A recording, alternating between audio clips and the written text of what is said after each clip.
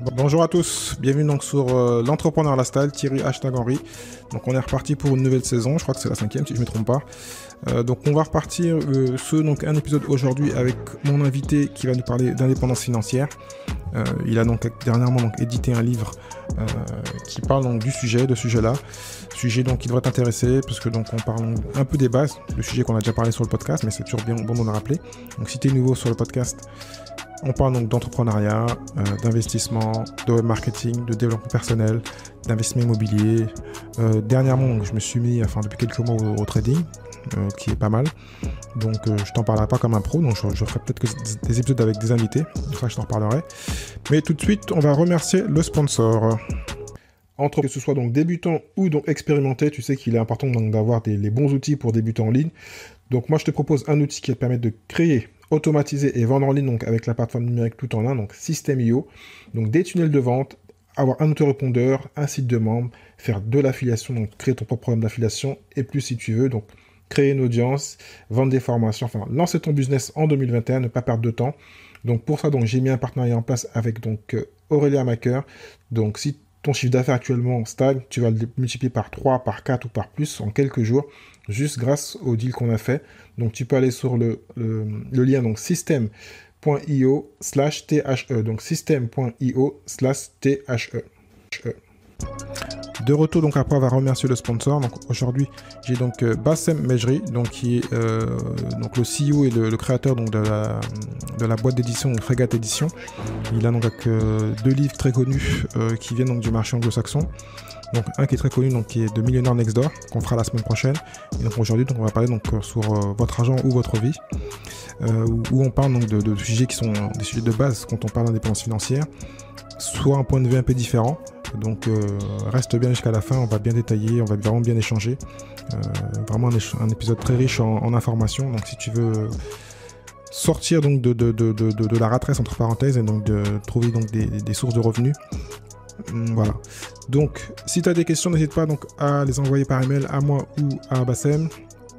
Donc aller sur nos différentes pages. Donc sur le lien du podcast, donc je mettrai les liens vers les différentes sites de Bassem, les réseaux sociaux, et pareil donc pour aussi les autres épisodes, n'hésite pas à aller donc voir aussi les anciens épisodes. Je te mettrai des liens dans le résumé de l'épisode. Merci à tous ceux qui sont continués à écouter le podcast, parce que même quand je n'étais pas là, ça a continué à grimper. Donc voilà, j'ai bientôt plus de 200 épisodes, donc merci de les partager, d'aller les écouter. Il y en a qui sont toujours, c'est des choses qui restent identiques quand on parle de développement personnel ou d'immobilier, ça ne change pas trop. Il y a des bases, donc voilà, n'hésitez pas à aller voir les anciens épisodes. Et puis je vous dis à tout de suite avec Bassem. Salut Bassem, comment tu vas? Salut Thierry, tu vas bien? Très bien, merci. Très heureux donc de reprendre les épisodes parce que cette année j'étais un peu calme, hein, j'étais en vacances comme tout le monde. Enfin, pour une fois, j'étais en vacances. Donc, Oui. on va parler donc du deuxième livre en fin de compte que tu as édité. Oui. Donc, tu vas nous parler un peu de toi, de ce premier livre, et le deuxième livre, on en fera un deuxième épisode pour ceux qui ne le connaissent pas ou qui veulent développer un peu avec toi. Donc, je te laisse te présenter. Ok, écoute, moi je m'appelle Mejri Bassem. Je suis un entrepreneur qui travaille dans l'édition. Donc j'ai créé une maison d'édition qui s'appelle Frégate Édition, qui est spécialisée, qui a la caractéristique d'être spécialisée dans la finance personnelle. Donc on édite des ouvrages dans l'éducation financière.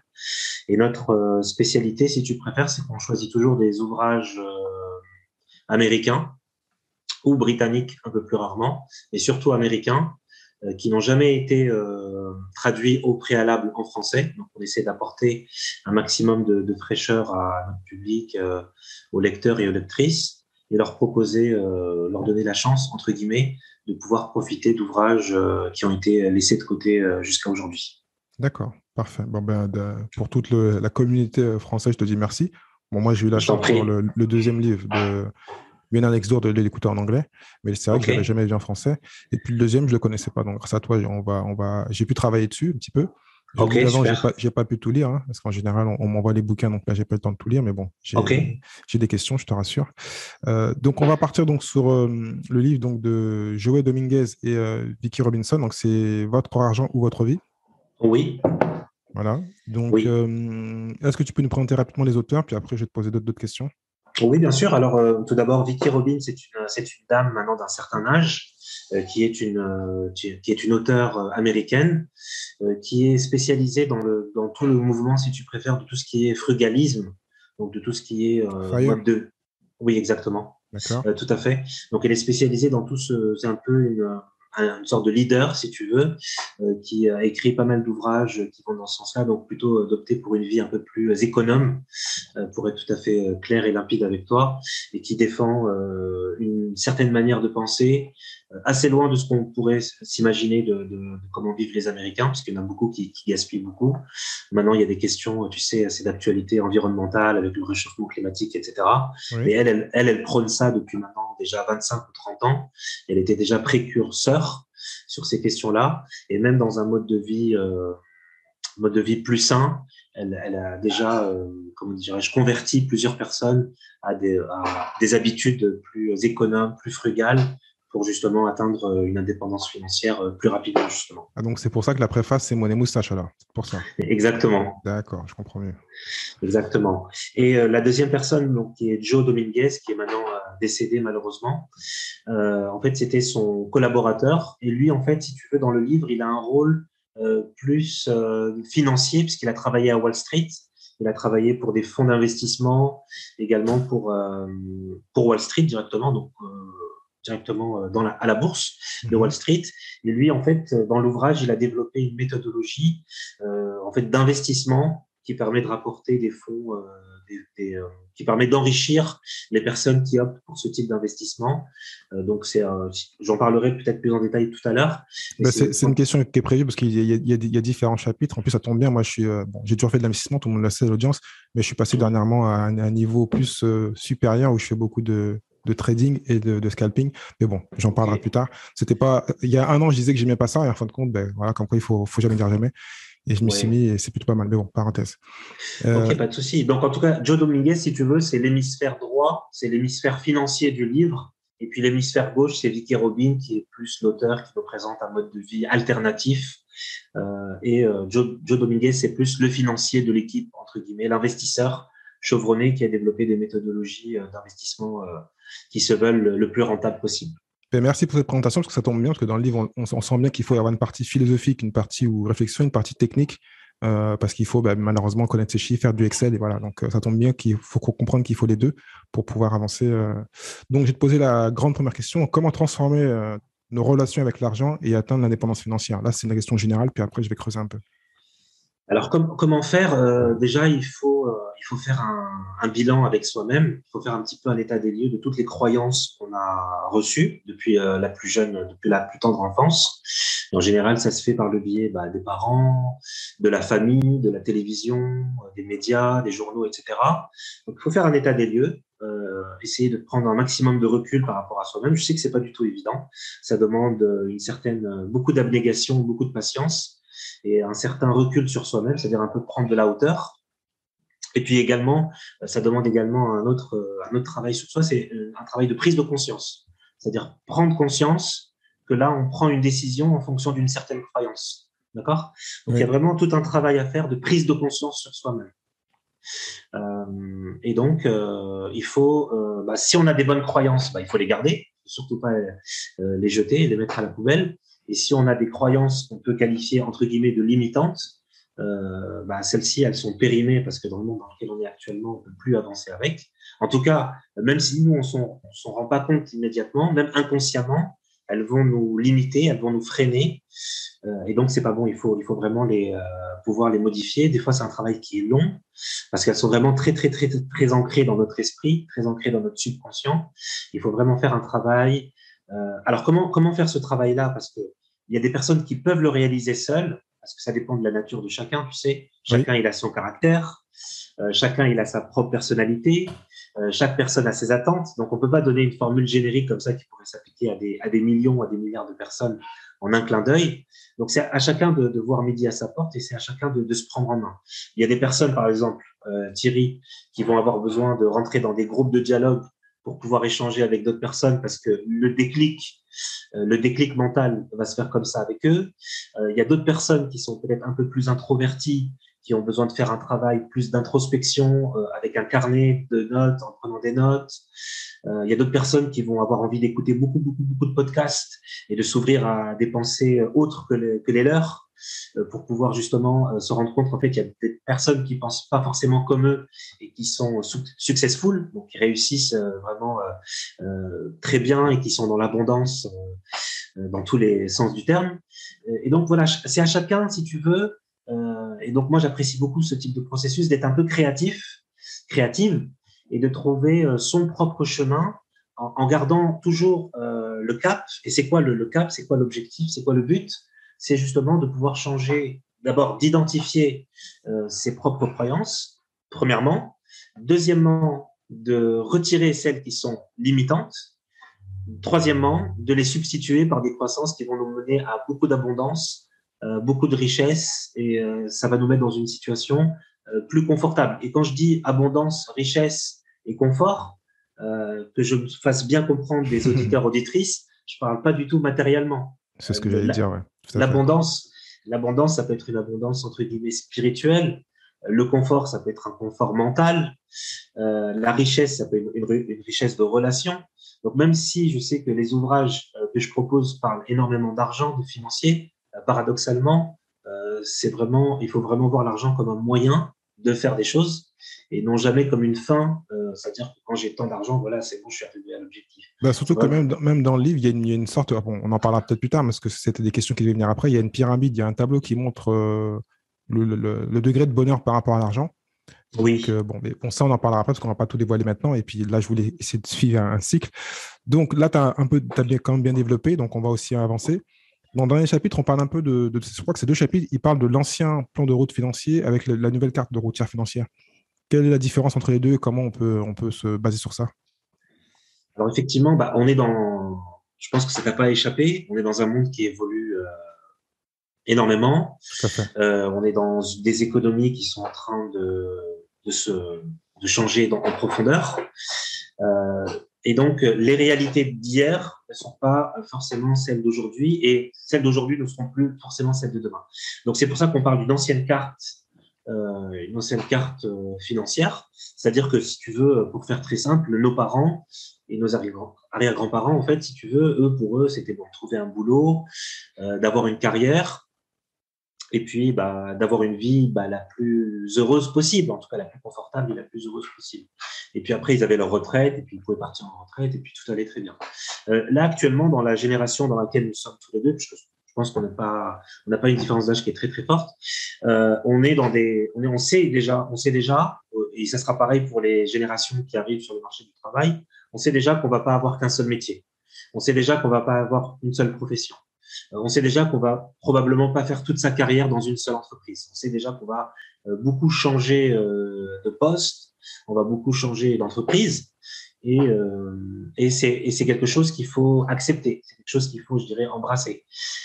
Donc ça, c'est le premièrement, c'est-à-dire qu'on a déjà changé de paradigme par rapport à la génération précédente, à la génération actuelle. Déjà, on est dans des changements qui sont plus rapides. Et des changements qui sont en cours parce qu'on a eu la crise dernièrement, mais là, on est dans une crise que personne ne comprend. Plein de gourous que je suis me disent oui, ça va être plus terrible que tout ce qu'on a vu, mais en fin de compte, personne ne sait rien. L'inflation est à un niveau extraordinaire. Donc, il y a plein de choses qui vont changer. Même la monnaie et la finance est en train de changer. Et donc, c'est vrai qu'il y a tellement je dirais pas paradigme, tellement de facteurs qu'en fin de compte, il faut être juste présent et rester ouvert. Et il y a plein de choses qui vont changer. Et comme tu dis, donc, tu as beaucoup parlé en compte de carrière, mais comme on est sur un podcast d'entrepreneur, même en tant qu'entrepreneur, des choses peuvent aller très très vite si on comprend le monde, si on arrive à suivre les bonnes vagues et ensuite pouvoir passer dans le nouveau monde, entre parenthèses. Bien sûr, tout à fait. Je suis tout à fait d'accord avec toi. Après, la crème, si tu veux, la crème de la crème des entrepreneurs, ce sont les entrepreneurs qui anticipent la vague. Les visionnaires. Les visionnaires. Et on sait qu'il n'y en a pas beaucoup des visionnaires. Et moi, j'aimerais juste rajouter, parce que je le dis souvent, comme on n'est pas tous, malheureusement, pas tous visionnaires, si on ne peut pas l'être, on peut soit se rapprocher d'eux, soit investir dans leur boîte, soit attendre d'introduire. Enfin, il y a plein de façons Il y a le visionnaire et faire tout ce qu'on est autour de l'écosystème des visionnaires, soit utiliser son produit.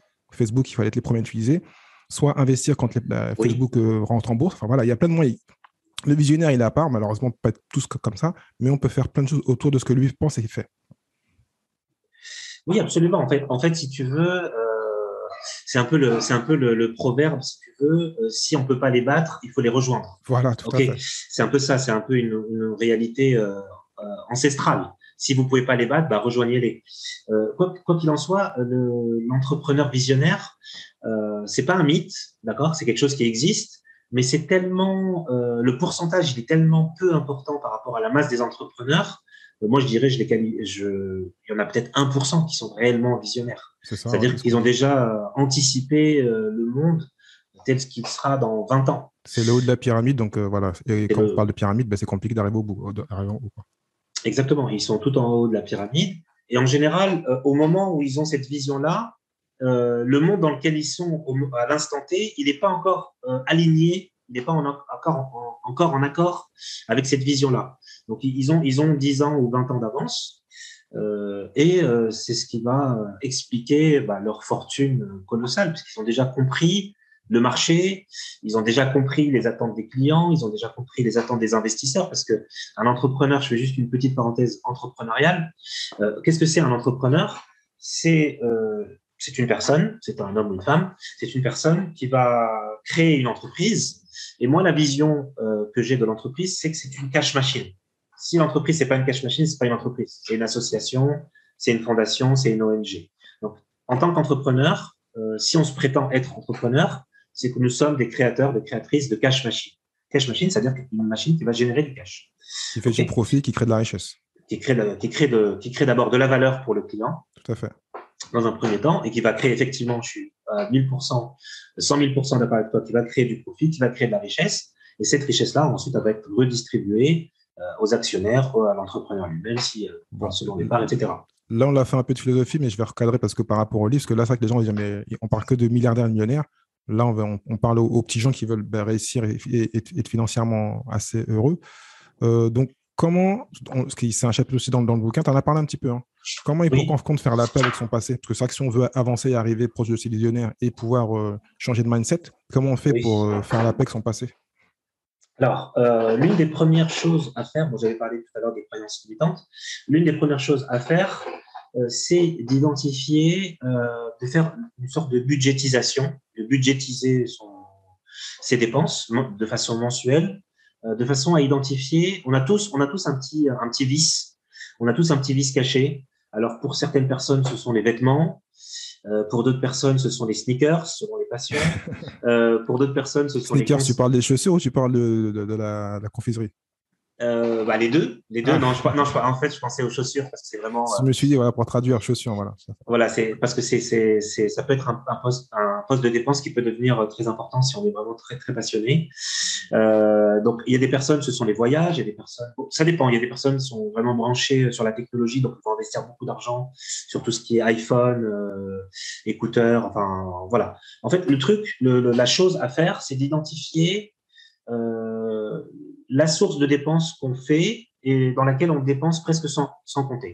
D'accord? Chaque personne a une ligne de dépenses. Pour certaines personnes, ce sera les voitures.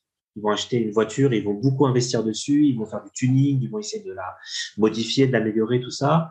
Pour d'autres personnes, un peu comme moi, je l'avoue, moi, j'achète beaucoup de livres, je lis beaucoup de livres, donc c'est un petit peu mon péché mignon. Et donc voilà, la première chose à faire, au-delà des croyances, parce que ça, c'est bien de faire une petite mise à jour, de faire un petit reset sur nos croyances, c'est très important pour repartir d'une page blanche, repartir de zéro, pour avancer et créer un futur plus positif, plus radieux. La deuxième chose à faire, c'est d'identifier le poste de dépense. Donc, pour certaines personnes, comme je disais, c'est les vêtements, d'autres, c'est pour les chaussures, d'autres, les livres, et de pouvoir limiter ce poste de dépense-là. C'est-à-dire réussir à dompter sa passion. D'accord? C'est bien d'être passionné, c'est important d'avoir des passions, c'est bien de voyager, etc.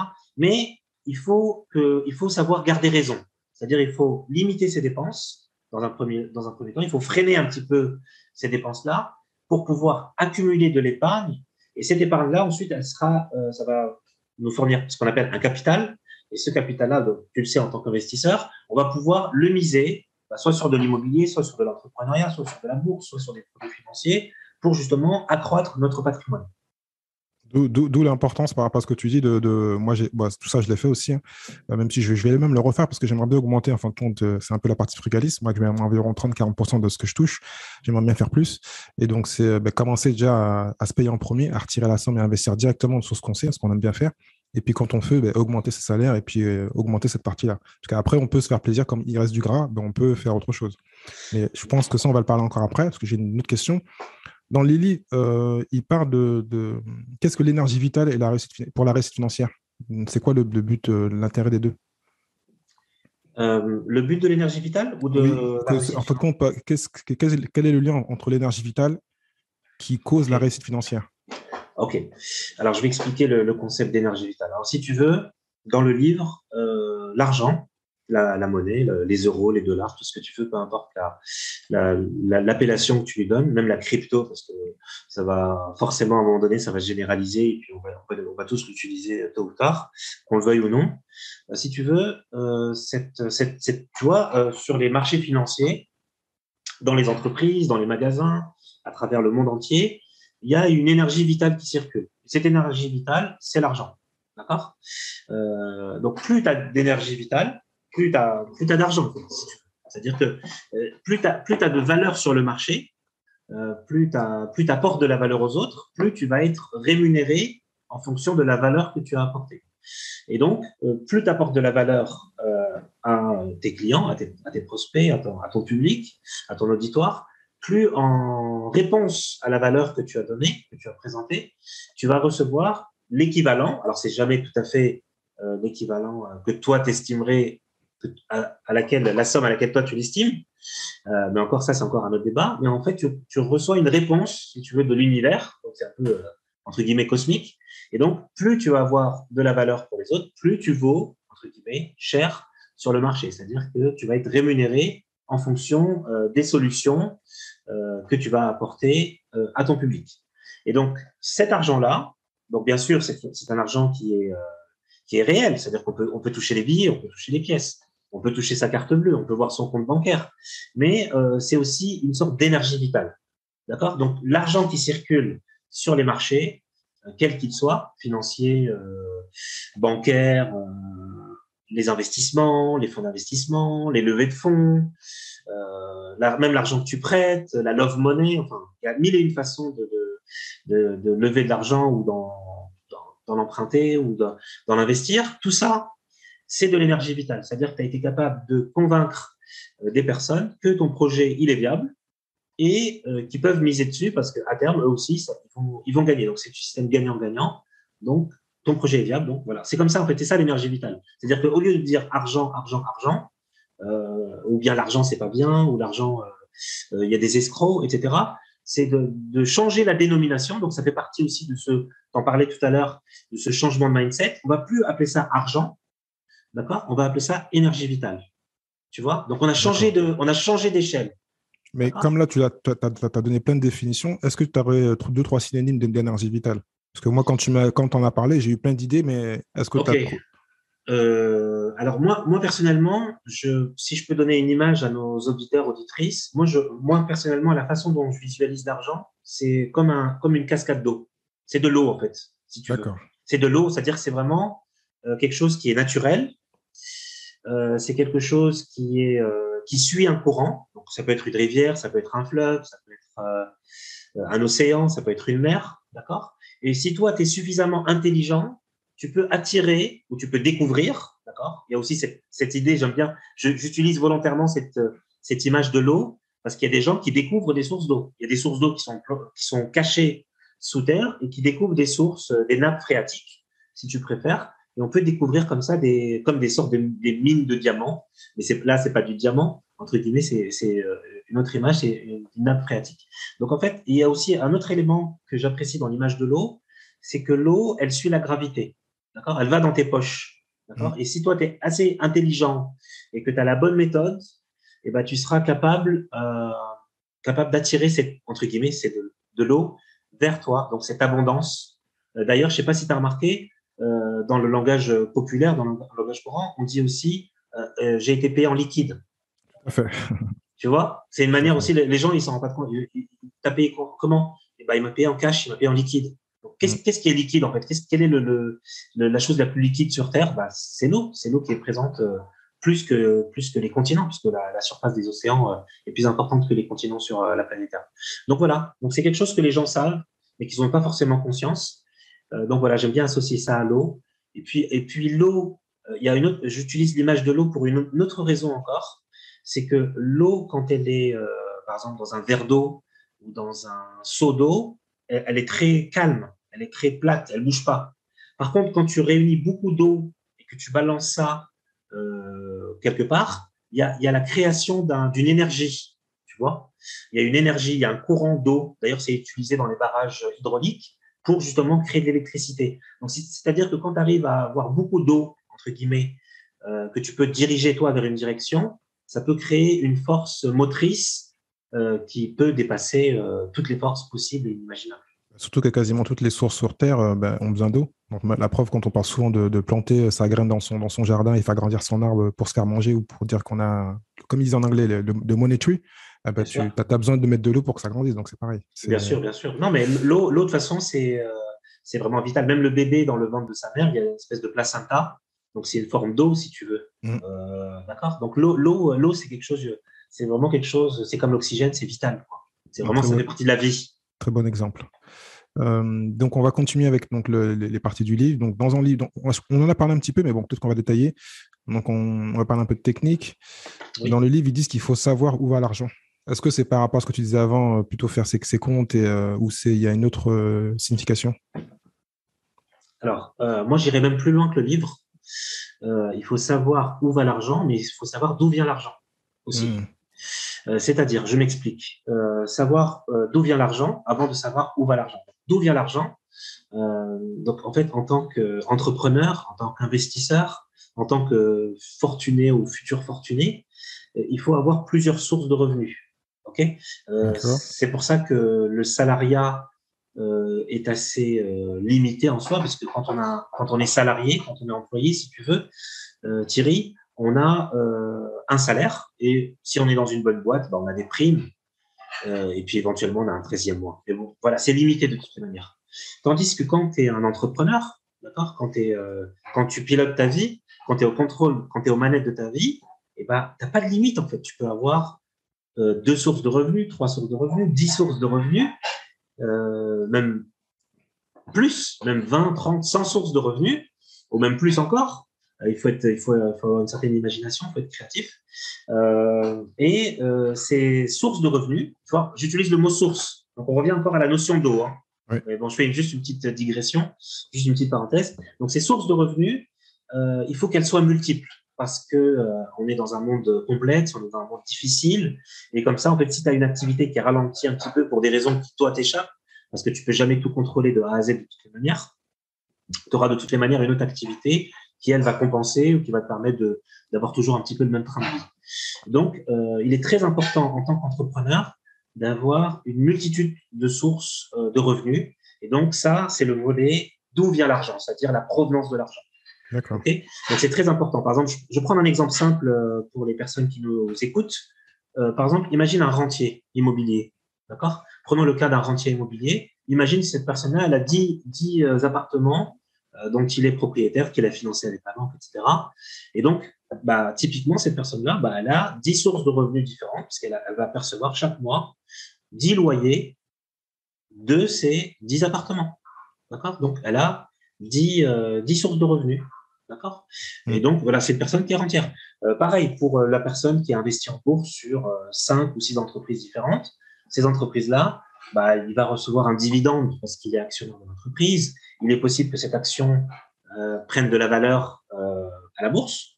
Donc, techniquement, il est capable de la liquider immédiatement et puis de récupérer ses billes, qu'il pourra ensuite réinjecter sur un autre projet qui sera encore plus important. Donc, voilà, c'est très important déjà d'avoir en tête, et ça fait partie de l'éducation financière, de savoir, d'identifier les différentes sources de revenus et d'en avoir un maximum. C'est hyper important. Il ne s'agit pas il s'agit pas de se disperser, parce que tout de suite, j'entends déjà les mauvaises langues. Ouais, mais tu vas te disperser. Comment tu fais pour gérer ton temps? Non, on peut en créer une, et puis elle va tourner, on va dire en mode automatique. puis une seconde, puis une troisième, puis une quatrième, etc. Et au bout d'un certain temps, tu vas avoir un portefeuille, un portfolio, soit avec des biens immobiliers, soit avec des actions en bourse, soit avec des entreprises. Et je le rappelle, moi, ma définition de l'entreprise, je le rappelle encore une fois, c'est une cash machine, c'est comme ça que moi je l'aperçois. Elle doit créer des profits et de la valeur et de la richesse, ou sur de la crypto, ou sur ce que tu veux, tu vois. Donc, c'est très important dans un premier temps d'avoir un maximum, en fonction de tes moyens, en fonction de tes capacités, en fonction de tes capitaux, d'avoir déjà beaucoup de sources de revenus. Ça, c'est le premier élément, c'est la clé. Donc, de les multiplier. Ensuite, où va l'argent? C'est ce que je disais tout à l'heure, quand j'ai parlé des sneakers et puis des petits vices cachés qu'on a toutes et tous, c'est d'identifier où va l'argent. Donc, bien sûr, il y a des besoins qui sont obligatoires, qui sont nécessaires, comme se nourrir, se vêtir, habiter quelque part. Ça, on peut pas faire sans. Et puis, il y a le surplus, d'accord? Il y a le surplus, et ça, il faut essayer de le limiter, parce que ce qu'on va profiter, les éléments dont on va profiter aujourd'hui, ça va peut-être être notre prison demain, d'accord? Ça peut nous mettre en difficulté. Et peut-être qu'après, on aura probablement des regrets, se dire, ah mince, j'avais tel âge, j'avais telle somme, je l'ai pas investi. C'est quelque chose qu'on a beaucoup entendu. Surtout que par rapport à là, ce que tu dis, souvent, plus on commence tôt, plus on a l'effet, donc l'effet cumulé ou l'effet composé. Donc, c'est quand on a ces notions-là, c'est plus facile. Souvent, quand on comprend l'indépendance financière, on se dit, mais si j'avais su, j'aurais investi à 18 ans ou à 20 ans, et 10 ans après, 15 ans, je serais riche ou libre ou je ne sais pas, enfin, quel terme, mais voilà, quand on sait ça, c'est un peu gênant. Mais bon. De toute façon, les personnes riches, et je ne parle pas des millionnaires ou des milliardaires, les personnes riches sont des personnes qui mettent le temps à contribution. Ils mettent leur temps de leur côté. Ils subissent pas le temps. C'est pas quelque chose que eux subissent. Ils le mettent à profit. C'est du temps mis à profit. Ok. C'est-à-dire que pour eux, l'effet temps est un levier qui va leur permettre encore plus d'accroître leur patrimoine et leur richesse. C'est l'un des. Enfin, moi, quand j'ai fait un sujet dessus, je mettrai le lien. Comment avoir plus de temps? C'est souvent ce que font les grands entrepreneurs. Plus tu as d'employés, plus tu as de temps, parce que tu as chaque fois une personne qui te donne 35 heures tous les mois. Donc, tu peux faire plus de choses. Ouais, mais bon, il faut le payer. Mais si la personne te rapporte 10 000 et que tu la payes 2 000, tu es gagnant. Enfin, c'est une grosse parenthèse, mais bon, voilà. Non, mais et puis, comme avec les biens immobiliers que tu as cités, donc si tu as 10 biens qui te ramènent de l'argent, c'est pas toi qui travailles pour l'argent, c'est les biens qui travaillent pour toi. Donc, ça reste du temps. Voilà, exactement. Oui, mais tes parenthèses sont tout à fait pertinentes. Question concernant donc le. Excuse-moi, je t'ai coupé. Excuse-moi. Non, il n'y a pas de souci. Juste un élément qui me paraît important. En fait, si tu veux, pour continuer sur le temps, parce que c'est un élément qui est important, je dirais que, tu sais, la philosophie du temps, c'est la philosophie qui sépare les pauvres. Alors, quand je dis pauvre, c'est pas péjoratif, hein, je veux montrer personne du doigt. C'est la philosophie du temps, c'est ce qui sépare la mentalité du pauvre de la mentalité du riche. Je vais te dire pourquoi. Le pauvre ou la pauvre, entre guillemets, elle va vendre son temps contre de l'argent. Parce que tu parlais des 35 heures par semaine. Donc, elle est dans une mentalité où elle vend son temps contre de l'argent. Le riche, il vend jamais son temps. Son temps, il est pour lui ou pour elle. Je m'explique. Comment fait le riche pour ne pas vendre son temps? C'est qu'il a, tu l'as dit, tu as donné la réponse il y a quelques secondes, c'est qu'il va mettre non pas son temps au service de l'argent, mais il va mettre quelque chose, je vais préciser qu'est-ce que ce quelque chose, au service du temps pour lui ramener de l'argent. Par exemple, tu as parlé des appartements. Donc, c'est l'appartement, entre guillemets, qui va travailler pour lui ramener un loyer. C'est le produit que tu vas voir en magasin qui va travailler pour lui ramener une valeur. D'accord? Par exemple, je prends le cas d'un entrepreneur français qui est très connu. Je vais prendre le cas, par exemple, de Bernard Arnault, qui est le patron de LVMH et qui a la marque Louis Vuitton, etc. Donc, cette personne-là donc, est multimilliardaire. Je fais exprès de prendre un exemple extrême pour bien que ça soit clair dans l'esprit des personnes qui nous écoutent. Cette personne-là, qu'est-ce qu'elle va faire? Elle va pas se dire, je vais vendre 35 heures à ma société. Pas du tout. Il réfléchit pas du tout comme ça. Il réfléchit même à l'opposé. Qu'est-ce qu'il va se dire? Il va se dire, moi, je vais produire 35 sacs. Je fais exprès de garder les chiffres 35. Moi, je vais produire 35 sacs Louis Vuitton qui valent chacun 2 000 euros. Je donne un exemple, hein. Peut-être c'est plus, peut-être c'est moins. Je vais produire 35 sacs Louis Vuitton. En plus, c'est pas moi qui vais les produire avec mes mains. Ce sont les salariés que j'emploie. Donc, mon temps, est encore disponible pour faire ce que je veux. Et ces 35 sacs-là que je veux mettre dans mes magasins, c'est eux qui vont faire le travail pour moi. C'est eux qui vont faire les efforts pour moi et c'est eux qui vont me ramener ma richesse, qui vont ramener la richesse à mon entreprise qui m'appartient. Appartient en plus souvent ce qui est marrant, parce que dernièrement, c'est marrant que tu parles de ça, parce que comme je te dis, je vous recycote. Je regardais la valeur de l'action et je regardais la part. Souvent, de ces grands groupes milliardaires, les gens qui sont à la tête de ces grands groupes n'ont plus grand-chose, souvent des 10, 15, 20%, mais ils sont quand même extra riches parce qu'ils ont partagé, ils ont travaillé en équipe, pas en solo. Et le problème qu'on est en train de dire ensemble, c'est que souvent, c'est l'expert qui veut tout faire tout seul, qui sait tout bien faire, mais qui a peur de déléguer, de grandir en formant les autres ou en aidant les autres. Et que quand tu sais donc, que travailler en équipe, comme on dit, tu vas plus loin et tu grandis plus, tu fais plus de choses, quoi, tout simplement. En plus, tu partages tes connaissances et tu crées de l'emploi. Et que c'est souvent, voilà, comme j'ai souvent parlé, parce qu'ici, on parle beaucoup d'experts. Il y a beaucoup d'experts, des coachs et d'autres personnes qui pourraient grandir, mais qui restent malheureusement limitées à un petit business. C'est pas interdit, ils font ce qu'ils veulent. Hein. S'ils veulent pas être plus, ils ont le droit. Mais c'est souvent l'erreur de l'expert qui veut rester expert, tout faire tout seul. Et à un moment, des fois, il peut avoir du burn-out parce qu'il fait tout seul et qu'il ne peut pas se développer. Oui, oui. Quand on parle, il y a tellement de sujets à dire sur ce sujet-là, mais bon. Oui. Je mettrai les liens vers d'autres sujets. Donc, ensuite, quels sont donc, pour toi les meilleurs conseils pour diminuer ses dépenses et maximiser ses revenus? Alors, le meilleur conseil pour diminuer ses dépenses, premièrement, c'est de faire un budget. C'est-à-dire faire d'abord, avant que le mois commence, faire un budget qu'on est censé respecter. D'accord? Par exemple, se dire, ce mois-ci, je donne un exemple, hein, ce mois-ci, je ferai que tant d'euros de courses pour les courses alimentaires et je vais faire en sorte de respecter ce budget-là. Et donc, en fait, c'est de faire un budget et de le respecter au maximum. Déjà, ça va faire grandir en nous notre confiance. Ça va augmenter notre confiance en nous parce qu'on va se dire, la promesse que je me suis faite à moi-même, je l'ai respectée. Donc déjà, notre confiance en nous, elle va grandir. Parce que c'est comme avec les autres, la parole qu'on donne et qu'on respecte, même par rapport à soi-même, ça nous fait grandir de l'intérieur. Donc ça, c'est le premier élément, c'est d'avoir un budget. Donc c'est très important d'avoir un budget parce que ça fait partie du niveau de conscience nécessaire. Parce que quand tu n'as pas conscience des dépenses que tu fais, tu dépenses en fait, tu te rends pas compte.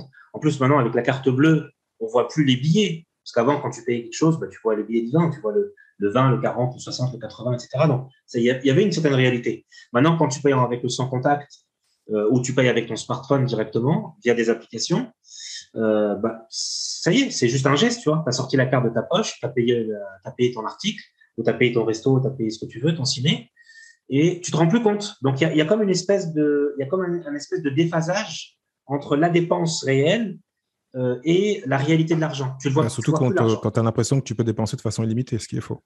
Ce qui est faux. Si tu n'as pas une carte, parce qu'en plus, souvent, moi, le banquier ne comprend pas pourquoi je dis je ne veux pas une carte de crédit, je veux une carte de débit. Il ne comprend pas pourquoi je dis non, je veux une carte de débit avec un compte simple. Je ne veux pas faire de dépôt comme ça, même si je sais me contrôler. Il m'a dit, mais les cartes comme ça, c'est pour les enfants. Je dis oui, pas grave. Moi, je ne veux pas avoir des cartes où je peux dépasser. Et le banquier veut te vendre sa carte. Je dis non, moi, je veux une carte de débit. Comme ça, j'ai l'argent, je le vends maintenant et il n'y a pas de plus. Moi, c'est pareil. Je refuse le découvert. Mon banquier me dit je vous autorise à attendre découvert.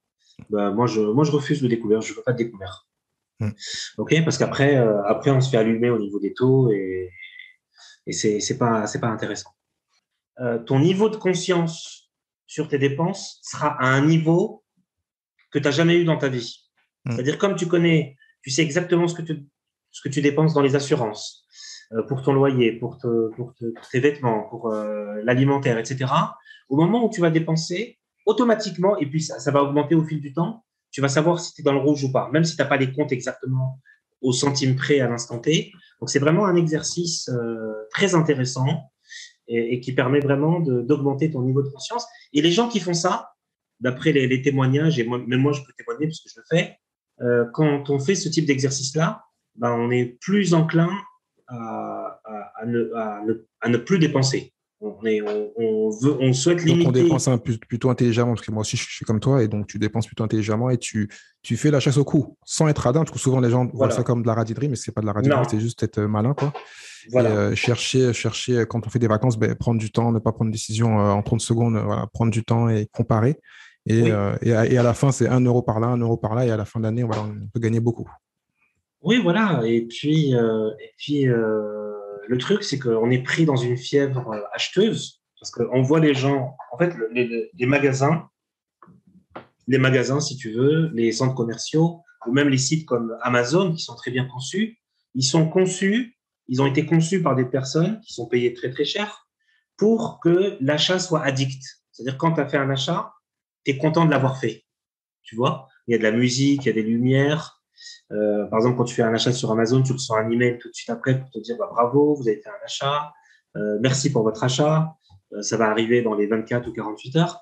Donc en fait, il y a tout un espèce, il y a plein d'hormones comme la dopamine qui font que il y a vraiment une sensation de plaisir qui a été étudiée au niveau marketing et au niveau commercial pour te pousser encore à l'achat. D'accord. C'est un peu comme YouTube Short, si tu veux. En ce moment, ça a beaucoup de succès.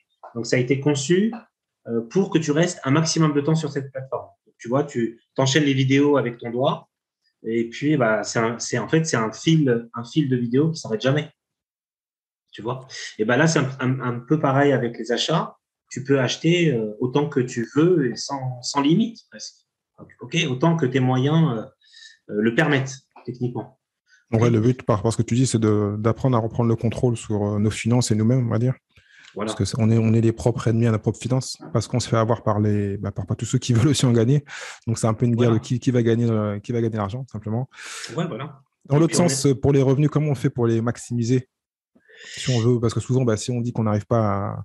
Enfin, si on fait dans les deux sens, un côté, on arrive à réduire ses dépenses, donc on gagne déjà de l'argent, et si on arrive à les augmenter, automatiquement, ça va augmenter notre partie investissement, on va dire. Oui, absolument. Alors, comment faire pour augmenter nos revenus? Je le disais tout à l'heure, il faut avoir une multitude de sources de revenus. Il faut essayer de les diversifier le plus possible ou être très fort dans un secteur. Pas besoin de diversifier nécessairement, mais d'avoir plusieurs champs, d'avoir plusieurs sources de revenus différentes. Après, il y a des personnes qui sont plus dans l'entrepreneuriat. Après, on peut commencer à un niveau, on peut commencer à un niveau très bas.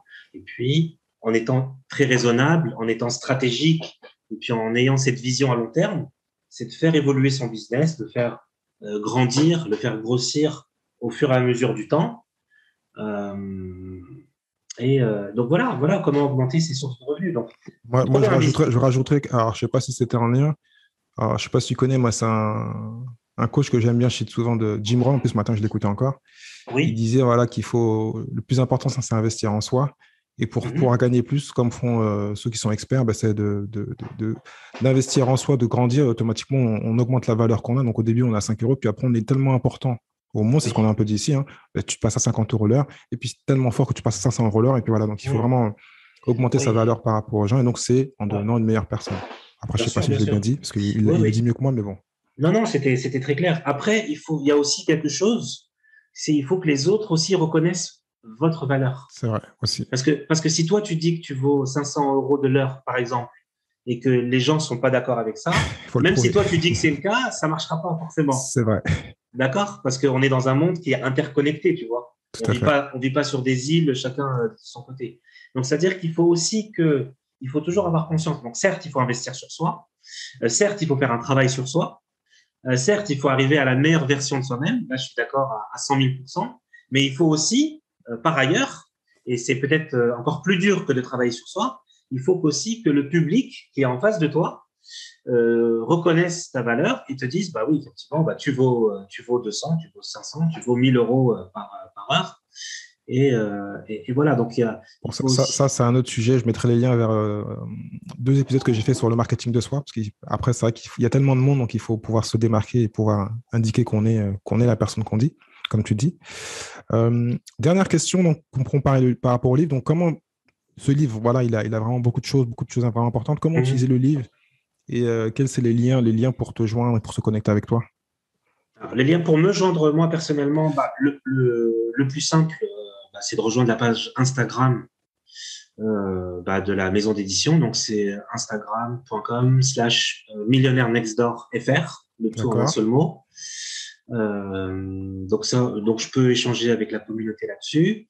Dans les livres, pour les personnes qui les achètent, je mets également mon adresse email professionnelle ou parfois j'ai des personnes qui me posent des questions plus personnelles ou plus individuelles et à qui je peux apporter des conseils un peu plus personnalisés, sans que ce soit une activité de coaching, hein, mais c'est vraiment un échange entre un éditeur et puis ses lecteurs. Donc voilà comment on peut rentrer en contact avec moi. Sinon, il y a également la page Facebook. Pareil, donc c'est Facebook /millionnaire Nextdoor FR, vu que c'était le premier livre qu'on avait sorti, donc c'était un peu notre carte de visite, si tu préfères. Donc voilà, soit il y a également LinkedIn, donc Mejri Bassem, MEJRIBA2SEM, où j'ai mis la photo de Millionnaire Nextdoor aussi, donc on peut me retrouver assez facilement. Où j'invite tout le monde à venir me rejoindre également sur LinkedIn. Je mets régulièrement des posts ou des choses avec l'actualité de la maison d'édition pour les personnes qui sont intéressées. Donc, en résumé, soit Instagram, où on peut nous retrouver très facilement, soit Facebook, ou LinkedIn, ou directement par email pour les personnes qui m'en adressent. Donc, je précise pour l'audience qu'on fera aussi, et qui se pose la question, on fera aussi un épisode sur le livre donc, de Millionnaire Nextdoor, livre que j'ai moi beaucoup apprécié, qui est une méthode, comme on l'a un peu indiqué dans l'épisode, qui est plutôt long, mais on prend notre temps, mais on fait bien les choses. Il y a plein de gens qui sont autour de nous qui sont financièrement bien et même plus que financièrement, même, enfin, il n'y a pas que l'argent, mais bon. Et donc ça, on le sait pas. Et voilà. Donc c'est une méthode plutôt pas celle qu'on entend partout. Où il faut devenir riche rapidement, un peu différemment, mais c'est intéressant. Donc je vais te poser des questions que je pose à tous mes invités. Quelle est l'activité ou le business dont tu rêves à part celui que tu fais actuellement? Que je rêve. Ouais. Le rêve, c'est toujours le prochain projet que tu fais. Tu sais, Thierry. C'est pour ça que je te pose la question. C'est le prochain projet. Donc là, j'ai un projet. Un futur projet sur lequel je travaille, oui. Mais on va pas dire que c'est un rêve en soi, c'est juste on l'a rêvé, mais il faut le concrétiser. Donc, ce sera un projet d'une plateforme SaaS, oui. Donc un peu en mode Salesforce pour ceux qui connaissent. C'est une sorte de plateforme, si vous voulez, Internet où on peut se connecter et qui sera donc ça sera une entreprise qui va être créée prochainement en mode B2B, donc c'est-à-dire notre entreprise et nos clients seront les écoles privées, les écoles de commerce et d'ingénieurs. On va créer une plateforme pour ces écoles-là justement. Bon, ben, tu nous en parleras avec grand plaisir, j'espère. Ouais. Quelle est ta meilleure expérience en tant qu'entrepreneur ou investisseur? Ma meilleure expérience, à quel niveau? Au niveau financier ou au niveau du plaisir, de la passion? Comme tu veux, comme tu veux. C'est une question assez ouverte. Ok, bah écoute, ma meilleure expérience en tant qu'entrepreneur investisseur, ça a été de devenir éditeur, parce qu'en fait, c'était pas du tout prévu. J'ai pas fait d'école pour ça spécifiquement. Ça s'est fait un petit peu à l'instinct. Et donc, c'était le fait que j'avais repéré que en fait, Millionnaire Nextdoor était un livre que j'appréciais beaucoup et en fait que je voulais lire en français. Oui. Et à ce moment-là, à l'époque où je voulais le lire, c'est-à-dire autour de 2015 environ, bah, personne ne le proposait. 2015-2016. Donc, ce que j'ai fait, c'est que j'ai contacté la maison d'édition. Je te fais l'histoire assez courte. Oui. J'ai contacté la maison d'édition aux États-Unis. Je leur ai dit, bah, écoutez, est-ce que la maison d'édition qui avait les droits de Millionnaire Nextdoor, bien sûr, et je leur dis, est-ce que les droits sont libres pour la version française? Ils m'ont dit, écoutez, bien entendu, puisque personne ne nous a contacté avant vous. Donc j'ai acheté les droits. Je l'ai traduit moi-même, et puis je l'ai édité et commercialisé en fait. D'accord. Ouais, c'est un vrai projet d'entrepreneur, ça. Bravo. C'est en fait ce que je voulais faire dans ma vie. En fait, la philosophie qui me guide, si tu veux, c'est de proposer des projets que moi-même j'aurais achetés. C'est aussi simple que ça. C'est un petit peu ma boussole. C'est une bonne philosophie. Voilà. C'est-à-dire que, par exemple, là, actuellement, je suis en train d'écrire un livre sur un autre sujet encore, via ma maison d'édition. Et en fait, c'est un livre. Je pars du principe qu'on doit faire des choses que les autres. Je suis en train d'écrire un livre que moi, j'aurais aimé lire. D'accord? Donc, par exemple, si demain, si tu veux, si je transpose cette philosophie-là à autre chose, si demain, je crée un restaurant, je créerai le restaurant dans lequel moi, j'aurais vraiment envie d'aller dîner ou déjeuner. Ce qui est logique. Comme moi, je fais un podcast que j'aurais aimé écouter à l'époque. Donc, on est d'accord. on est alignés. Oui, tout à fait. Quel est pour toi le meilleur levier pour devenir entrepreneur? Le meilleur levier, alors paradoxalement, le meilleur levier, c'est le goût de la liberté. Le goût de la liberté. Ouais, le goût de la liberté. C'est-à-dire le fait de prendre sa vie en main, de poser ses mains sur son volant et de se dire, moi, je vais aller dans cette direction-là. Et personne ne peut m'empêcher d'y aller. Donc, c'est vraiment… Parce que tu es le premier à l'avoir dit, parce qu'il y a eu plein de choses, mais celui-là, en plus, il est plutôt fort. Ouais. Je te dis, c'est quelqu'un, c'est un homme ou une femme qui a envie d'aller quelque part et où personne ne peut l'arrêter, malgré les croyances, malgré les théories du complot, malgré tout ce qu'on peut dire sur Internet. Si moi, on m'avait dit, il y a quelques années, que j'éditerais Millionnaire Next Door, je n'aurais pas cru. Et que je deviendrais éditeur spécialisé dans l'éducation financière, je n'aurais pas cru. Donc, c'est vraiment à partir du moment où mentalement, tu te dis, j'arrive plus à supporter qu'on me donne des ordres. J'arrive plus à me supporter qu'on me dise d'aller à la pause à tel moment de la journée. C'est quand tu te dis, non, je vais prendre mon indépendance, je vais prendre ma liberté et je vais faire ce que moi j'ai envie de faire, quand j'ai envie de le faire et où j'ai envie de le faire. Quand tu arrives à ce moment de ta vie, à ce moment de maturité, à ce moment de vérité, je dirais, où tu te dis, j'ai envie de faire ce que moi j'ai envie de faire et personne ne va me dire comment le faire à part moi-même, et ben quand tu as cette soif de liberté, quand tu es assoiffé de cette liberté-là, là, c'est bon, tu es prêt pour être entrepreneur, ça y est. Parce que là, ça va résonner dans les oreilles de beaucoup de personnes là. Ah, j'espère. Ça parle. Quel est le livre que tu conseillerais à tout entrepreneur et pourquoi? Alors, le livre que je conseillerais pour tous les entrepreneurs, et pourquoi est-ce que tu me permets de citer 2 livres? Oui. Ok, cool. Le premier livre que je conseillerais, c'est personnellement, c'est mon livre de chevet. Alors, malheureusement, ce n'est pas un livre que j'édite. J'aurais aimé l'éditer. C'est un livre qui est d'un auteur américain que tu connais peut-être, qui s'appelle Robert Greene. Oui. Qui est un auteur qui a écrit notamment Les 48 lois du pouvoir, qui est un livre assez connu. En fait, c'est pas ce livre-là qui moi, m'a interpellé. C'est un autre livre qu'il a écrit, qui s'appelle en français, donc la version française existe et je vous invite à le lire, qui s'appelle Atteindre l'excellence. D'accord. Alors, le titre en français est un petit peu, et pas tout à fait traduit mot à mot. Le titre dans la version américaine, c'est Mastery.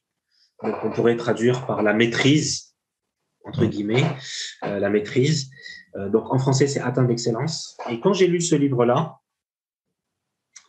il y a vraiment eu un avant et un après. C'est-à-dire que c'est vraiment un game changer, ce livre-là. Je vais dire pourquoi. J'ai acheté le livre dès sa sortie. Parce que moi, quand je suis un auteur, j'aime bien avoir les livres rapidement. J'ai commencé à le lire. Et en fait, si tu veux, Thierry, le livre, il était tellement unique. C'est-à-dire, quand tu lis le livre, en fait, le livre, il te met au défi. Il n'y a aucun livre qui m'a fait ça avant. C'est-à-dire, le livre, il te met au défi. Je vais t'expliquer rapidement pourquoi. Le livre, en fait, le pitch du livre, comment ça commence? Il t'explique, il t'explique, en fait, comment atteindre l'excellence dans le domaine que toi, tu veux atteindre. Peu importe lequel. Entrepreneuriat, investissement, indépendance financière, artistique, peu importe lequel. Cinématographique, tous les champs sont ouverts. OK? Et le début du livre, c'est quoi? Je te fais le pitch rapidement. Il dit quoi? Il dit, en fait, le pire truc qui peut vous arriver dans la vie, c'est pas d'échouer. Tout le monde va échouer dans une plus ou moins une grande mesure. Mais le pire truc qui peut arriver dans votre vie, c'est que vous arrivez à un âge de 70 ans, 75 ans, 85 ans, et de vous dire que vous n'avez pas tenté votre chance. Ça, c'est le début du livre. Il dit, le pire truc, c'est de vous réveiller un matin à un âge avancé, à 85 ans, on va dire 90 ans, si vous avez la chance d'être encore en vie à cet âge-là, et de se dire, j'ai pas tout tenté, j'ai pas tout fait, je me suis pas réalisé et j'ai pas découvert ma vocation. Tu vois? Ça, c'est le début du livre. Super puissant. Ouais. Et quand j'ai lu ça, c'est ce que j'ai fait. J'ai lu ces pages-là, j'ai refermé le livre. Parce que ça y est, l'auteur mettait ses lecteurs et ses lectrices dans un défi. C'est comme quelqu'un qui vous donne un challenge. Il vous dit, voilà, moi je te donne un challenge. C'est quoi le challenge? C'est découvre ta vocation. Parce que quand tu vas découvrir ta vocation et tu sais vraiment pourquoi tu es fait et quels sont tes vrais talents et que tu, comme dit le fameux adage, connais-toi toi-même. On a tous lu en philosophie au moins une fois dans sa vie. Donc, quand tu sais vraiment qui tu es toi-même, ça y est, c'est fini. Ça y est, tu peux commencer une nouvelle partie en sachant vraiment qui t'es, quels sont tes points forts, comment atteindre l'excellence. Et dans le livre, il te donne toutes les clés. Donc, moi, quand j'ai lu ces premières pages-là, j'ai refermé le livre. Je dis, OK, le Robert Greene, il met au défi. Là, il faut que je digère. Il faut que je trouve ma vocation avant de continuer la suite du livre. Parce que si je lis la suite et que j'ai pas ma vocation, ça va être une lecture, comment dirais-je, comme moi je dis souvent, c'est une lecture de plaisir. Ça va pas être une lecture constructive. Je vais lire pour me faire plaisir. Ça va être un agréable moment, et c'est pas l'objectif de ce style de livre. D'accord? C'est pas un roman. Je ne dois pas lire comme un roman. L'auteur, il a été suffisamment, comment dirais-je, rigoureux pour moi me mettre au pied du mur, dans le bon sens du terme. Hein. Il m'a mis au pied de l'Everest. Il m'a dit, écoute, mon grand, l'Everest, il va falloir que tu grimpes. Et voilà, c'est vraiment. Si tu n'as pas motivé les gens à le lire, là, je pense que tout le monde va le prendre. Là.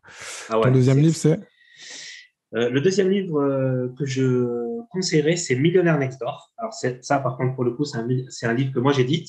Alors, pourquoi je propose ce livre-là? Je vais expliquer aux auditeurs et aux personnes auditrices qui nous écoutent pourquoi ce livre-là. Bah, tu l'as souligné parce que toi-même, tu l'as écouté en anglais. En fait, c'est un livre unique dans l'éducation financière. On aura l'occasion d'en parler dans un autre podcast, mais je vais en parler juste brièvement pour donner le goût aux personnes. Pourquoi pas. En fait, c'est contrairement aux autres livres de finances personnelles, Millionaire Next Door, en fait, c'est une étude comme une étude statistique, c'est comme un sondage qu'ils ont fait sur 15 000 millionnaires aux États-Unis. Et en fait, il y a toute une étude avec beaucoup de chiffres, avec beaucoup de tableaux, qui donne les habitudes des millionnaires. Et en fait, on se rend compte que quand on lit le livre, les habitudes qui sont véhiculées dans les médias, dans les réseaux sociaux, dans les séries, dans les films au cinéma, etc., les vrais millionnaires, ils agissent pas du tout comme on nous le dit. D'accord? Ce sont des personnes qui sont économes, qui sont frugales, qui budgétisent et qui font attention. Alors, comme tu l'as dit tout à l'heure, et à juste titre, et vraiment bravo pour ça, je voulais te remercier pour ça, c'est une méthode qui prend un peu plus de temps, il faut être un peu plus patient, mais chaque pas que vous ferez dans les pas des millionnaires next door, entre guillemets, c'est un pas sûr. C'est un pas qui va garantir votre avenir et celui de vos proches. Alors, je sais que ça prend un peu plus de temps. Je sais que ça demande un peu plus de rigueur, mais la richesse, c'est pas quelque chose non plus qu'on va vous donner un cadeau. Donc, vraiment, c'est vraiment un livre qui a changé ma mentalité par rapport à l'acquisition des richesses. C'est un livre qui a changé ma mentalité sur comment devenir riche. Et puis, autre chose, c'est un livre qui indique que devenir riche, c'est à la portée de tout le monde. Il faut juste 2 choses pour devenir riche, entre guillemets, en lisant Millionaire Next Door. Il faut avoir du temps devant soi. Le temps, on en a parlé un petit peu aujourd'hui. Et il faut avoir la rigueur et la discipline de suivre la méthodologie qui est donnée. Bon, tu as fait le teasing pour le prochain épisode. Voilà, j'avais plein de trucs à dire, mais je ne vais pas le dire, je vais le garder pour plus tard. Oui. Dernière question avant que je te laisse. Quelle est la compétence que tu rêves d'avoir?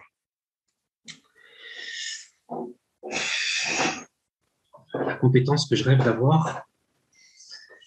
En fait, la chose, si tu veux, ta question, elle est super pertinente. Ta question, elle est super intéressante. La chose que les gens doivent savoir, pour les personnes qui nous écoutent, c'est que quand tu deviens entrepreneur ou investisseur, tu deviens, sans le vouloir, hein, c'est pas quelque chose que toi tu décides, tu deviens automatiquement quelqu'un qui est polyvalent. Tu deviens quelqu'un qui est multicasquette. Alors, c'est pas ta décision à toi personnelle, c'est le business qui fait ça. Je m'explique. Par exemple, moi, par exemple, l'entrepreneur, qu'est-ce qu'il doit être? Il doit être un petit peu financier, il doit être un petit peu marketing, il doit être expert dans son domaine d'activité, quel qu'il soit, d'accord? Et il doit être quelqu'un qui doit également évaluer l'humain. Il doit évaluer l'humain parce que tôt ou tard, s'il veut être successful, il va être amené à recruter des collaborateurs.